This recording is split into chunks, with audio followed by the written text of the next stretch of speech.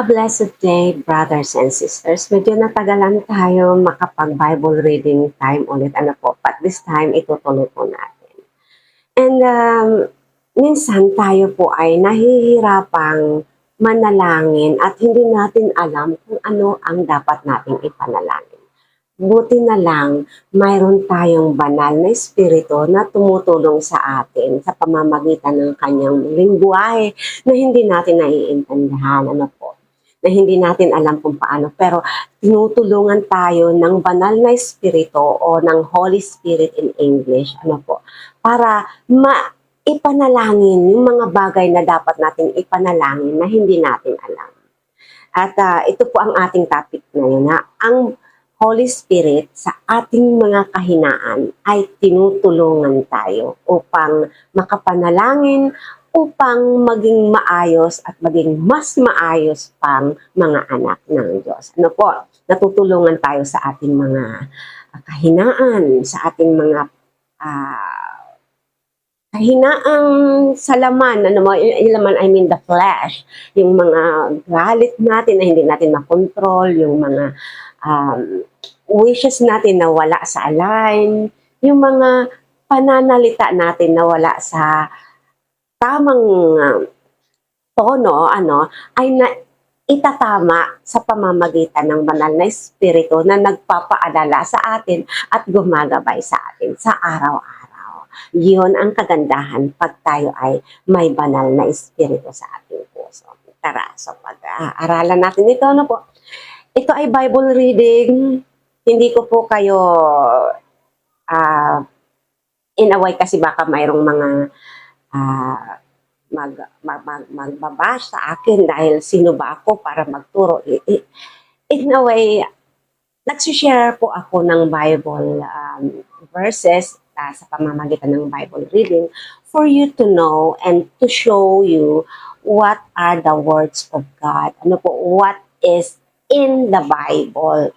In a way, ini-explain ko kasi English po kasi itong gamit ko. Ano po, NLT po, New Living Testament. So, sa mga medyo hirap makaunawa ng English, tinatagalog ko. No bashing, mali bang sinabi ko? I mean, anyway, it is the Word of God and it is flawless. So, hindi ako nag-iimbento, isinishare ko lamang po sa inyo at aking din ipinapaliwanag sa abot ng aking makakaya sa tulong ng banal na espiritu na nananahan sa atin. Ano po? Alright, itutuloy po natin yung dati natin na natapos sa Romans 8, ano po, Life in the Spirit. And this time, sa Romans 8 pa rin po tayo, but let's go to Romans 8 verse 26 naman. Ano po?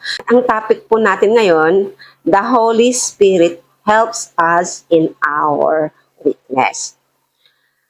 For example, we don't know what God wants us to pray for, but the Holy Spirit prays for us with groanings that cannot be expressed in words.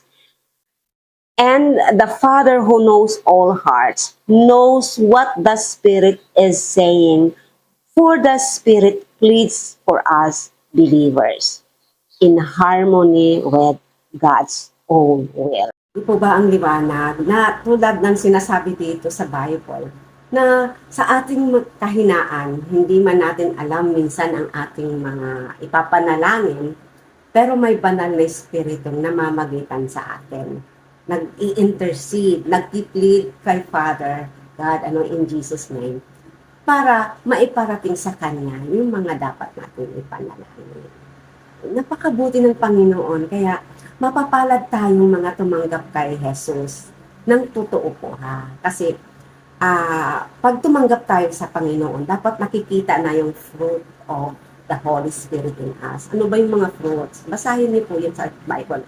Pag-uusapan natin yan sa mga susunod na natin vlogs, ano yung mga fruit of the Holy Spirit. Isa na dyan ay yung gentleness, yung humility natin, nakikita na, yung pagpipigil, nakikita na, in short, yung righteousness ng Panginoon ay nakikita na sa atin. At hindi na tayo palaaway, hindi na tayo mahilig makipagtalo. No? Isa lang yung sa mga paliwanag ng mga kung paano makikita yung fruit o bunga ng banal na espiritu sa ating buhay na nagpapatibay, nagpapatunay, nagpapatutuo na tayo yung mga anak ng Diyos at totoong tumanggap kay Kristo at hindi lang nagkukunwari. Ano? So, tuloy tayo.